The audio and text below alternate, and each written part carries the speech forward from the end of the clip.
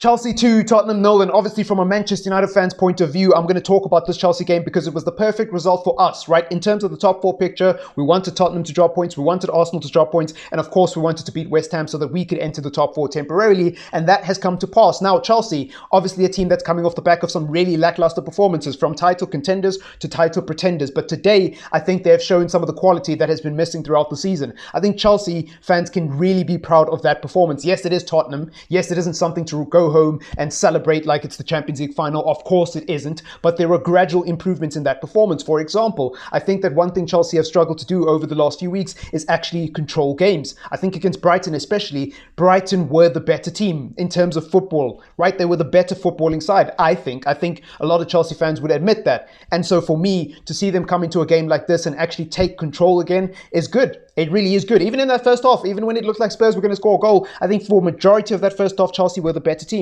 I mean, Hakim Ziyech with an absolute peach of a delivery into the back of the net. I mean, beautiful, technical brilliance on display by Hakim Ziyech today. Yes, Chelsea's wide players weren't particularly that great today across the entire 90 minutes, but I think Hakim Ziyech deserves a lot of credit for his performance because he did the simple things right. There wasn't too many mistakes from him. He didn't try to overcomplicate things, and the one time he did go for the shot, I mean, even shortly after scoring, actually, he went for another shot, which could have easily been a second. It could have easily been a second for Chelsea at that point, but luckily, Hugo Lloris was alert to the danger and made a good save. But even Thiago Silva scoring the second, I mean, he had a really good game today. And Thiago Silva is one of those weird players that I don't really hear get mentioned in the top-class centre-back conversation. I really don't. Obviously, we hear it more now that he's in the Premier League, but even when he was at PSG, I rated him very highly. I thought he was one of the best defenders in the world at PSG. So when people were, talking about, why is he coming to the Premier League at the age of 36? Or, why is he doing this? Why is he doing that? I didn't really get it because to me, Thiago Silva is a very intelligent defender.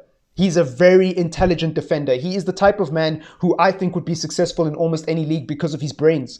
He doesn't need the feet. He's got the brains. He's one of those rare defenders who is so good because he puts himself in really good positions. He's an absolute shithouse, a mentality monster. He's the type of player you want in a Champions League final because you know he's going to win you that penalty. He's going to win you that free kick to get a goal disallowed. He's going to be that scumbag that you need. He's going to be that player that the younger players can look up to and say, you know what? I want to be like this guy. Even when I'm getting older and my body's deteriorating and I'm not quite able to do the things that I was able to do when I was younger, I'm still going to be impacted because of my experience in my brain.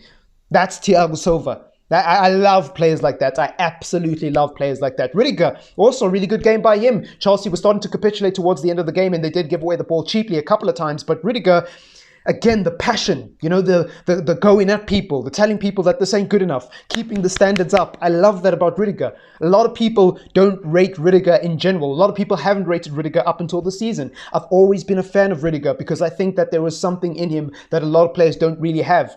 And that is that leadership, that drive, that passion. And on top of that, I think he's a really good footballer anyway. So I think Chelsea have a lot of positives today, man. A lot of positives. I think Mason Mount was quiet. Lukaku wasn't that great. I think what did he do besides stepovers, right? Like Inter absolutely scammed Chelsea, by the way. Like Lukaku's been on fraud watch ever since he arrived at Stamford Bridge and he has failed the test. He has absolutely failed the test. But I've got nothing else to say. I've got nothing else to say. In regards to Tottenham, actually, I just think, wow, what a disappointment, man. What a disappointment because Antonio Conte is a serial winner. Antonio Conte is a really good manager. Even if he fails at Tottenham, my opinions of him as a manager and how highly I rate him is not going to change. It's not going to change because Tottenham is a special scenario. Maurizio Pochettino failed there. Jose Mourinho failed there, and now Conte looks like he's going to fail as well because of a lack of investment, a lack of resources. Like, Levy needs to figure things out in terms of that club, man. He needs to figure out a way to back these managers because you can't keep bringing managers in, top-class managers in, but not giving them the tools they need to thrive. It just doesn't make sense. And Conte, the funny thing about Antonio Conte is he's not a manager who needs like a £200 million budget. He's a manager who can take players from clubs that, clubs don't necessarily want. Look at what he did at Inter Milan. He bought Ashley Young, he bought Christian Eriksen, he bought Romelu Lukaku, who United fans didn't want. He bought all of these players who were ostracized by their former clubs and turned them into winners in Italy. He is that type of manager. He made Victor Moses look good. He made Alonso look like a world-class wing-back. Everybody was fooled when Conte arrived at Stamford Bridge and Alonso looked like a decent wing-back.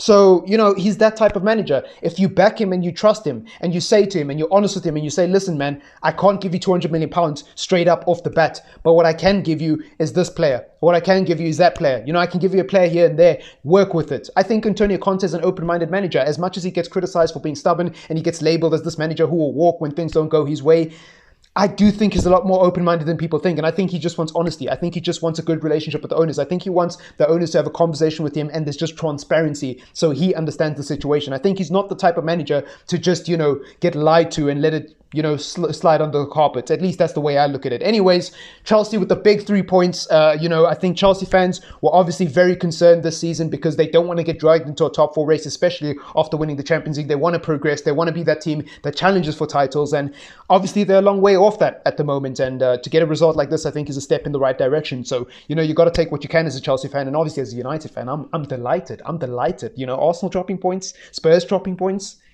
West Ham dropping points against us. It's the perfect weekend. It's the perfect weekend. So I'm out of here. Peace.